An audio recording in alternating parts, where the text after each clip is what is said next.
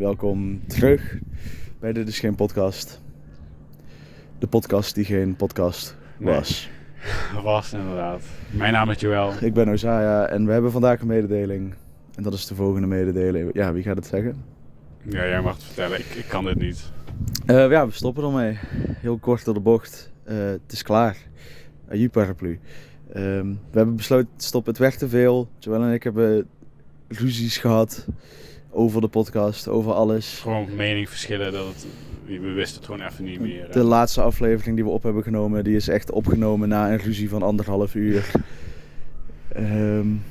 En vanuit daar hebben we gewoon even goed naar onszelf gekeken, maar ook gewoon gekeken naar, misschien ligt het wel gewoon hieraan. Ja.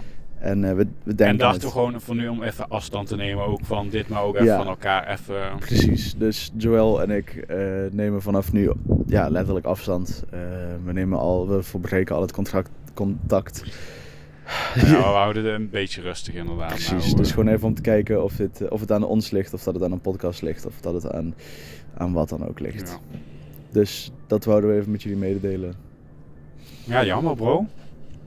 Ik vond het wel gezellig. Het was een goede tijd, maar het werkt gewoon niet. Weet je, er zijn ook beelden van de ruzies die we gehad hebben. Het is letterlijk gewoon gefilmd inderdaad.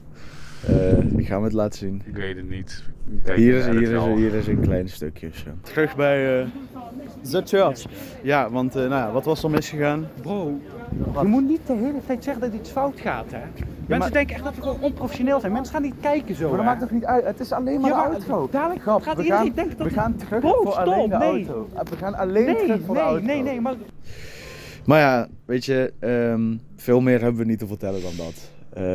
Dank jullie wel voor de support, voor de leuke comments.